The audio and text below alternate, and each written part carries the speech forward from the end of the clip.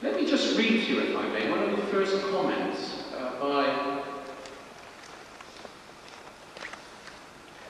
by a critic, actually a lecturer in 1968, he was in by Leo Steinberg. He's talking about this shift, and I think he puts it in a way which makes it very clear. He's actually talking about two painters, Rauschenberg and Buffet, but he could be talking about many, many painters at the beginning of the 60s. He said, "We can still hang their pictures on the wall, just as we tack up maps and architectural plans. Yet these pictures no longer simulate visual fields, but opaque, flat-to-the-bed horizontals. They no more rely on a head-to-toe correspondence with human posture than a newspaper does. The flatbed picture plane makes its symbolic allusion to hard surfaces such as tabletops, studio floors, bulletin boards, any receptive surface on which objects are scattered, on which data is entered, on which information may be received, printed, impressed, whether coherently or in confusion.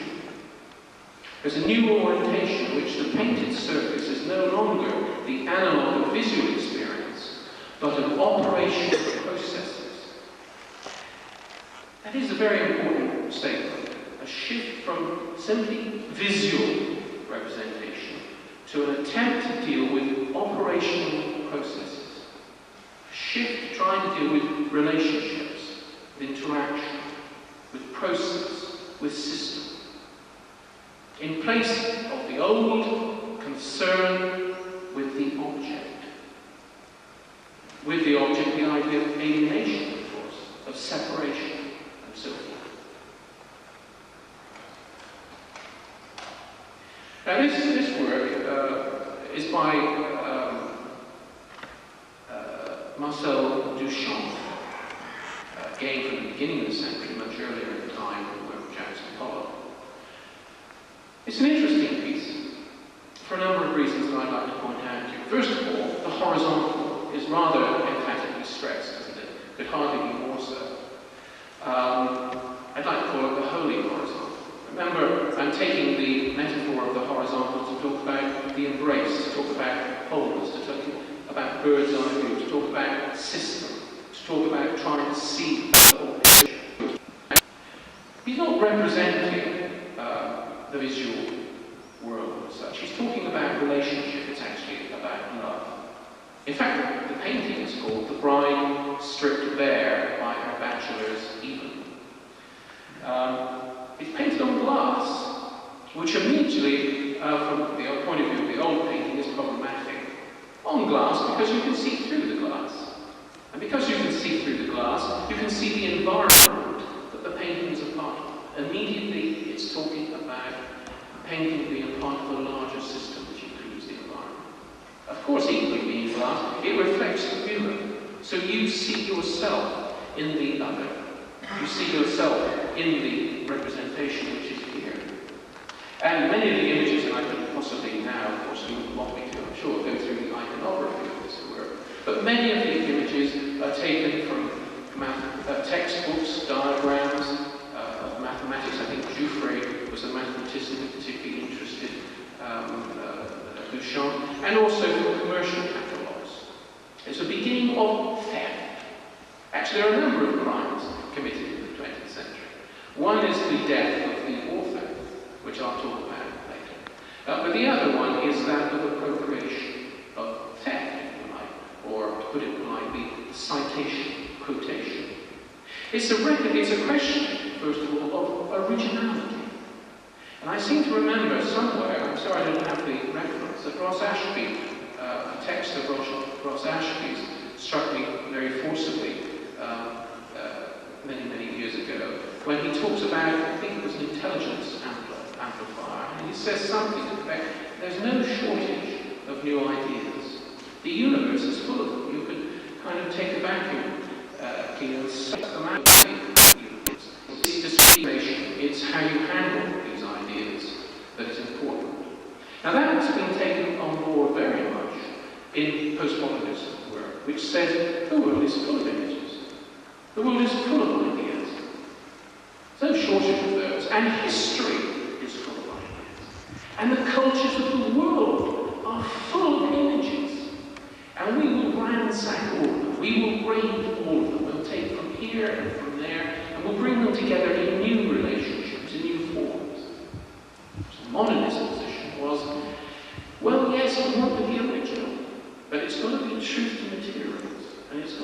formally correct.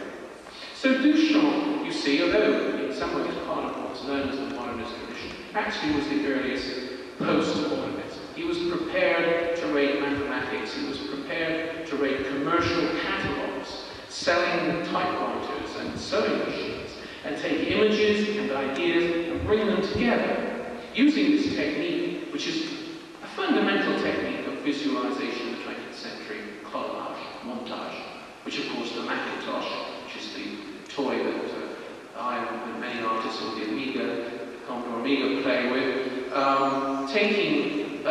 which of course allows us wonderfully to collage and to store bits from here and take bits from there and move them around on that screen to bring together a digitized image from a photograph, a hand-drawn image, a piece of text, to bring it together on the screen and play with it and create new formations. And this, in a sense, is what Marcel Duchamp was doing.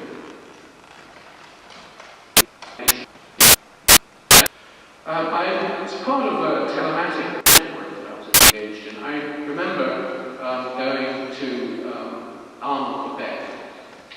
All over Quebec, I found these satellite dishes shifting around, picking up images, sucking images out of the sky.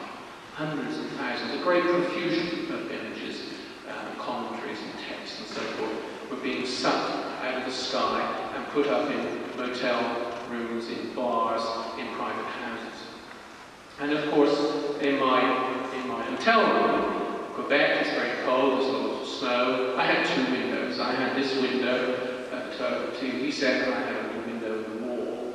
And I took the view that, of course, the window in the wall didn't tell me much, it was just snow outside. And then I reflected that actually if I'd been seeing it from the point of view of an Eskimo, there wouldn't be just snow outside. As I understand it, and I know it's hacking big and you'll groan as I say it, but it has to be pointed out, aren't there 26 words the Eskimos use to describe this one thing that we call snow? 26 different things, not 26 different kinds of snow. Well, all these sorts of things that Worf played with, that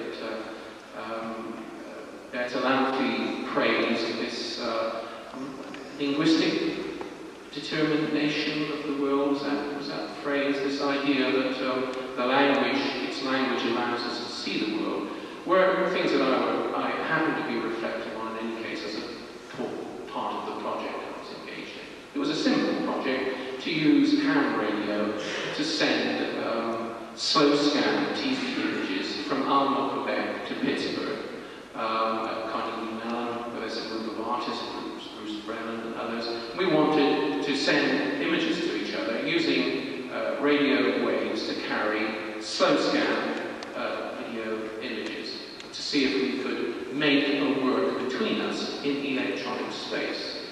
But then I looked at this other window and I thought, yes, now this is where I'm really fixed. I look out of that window, I'm free.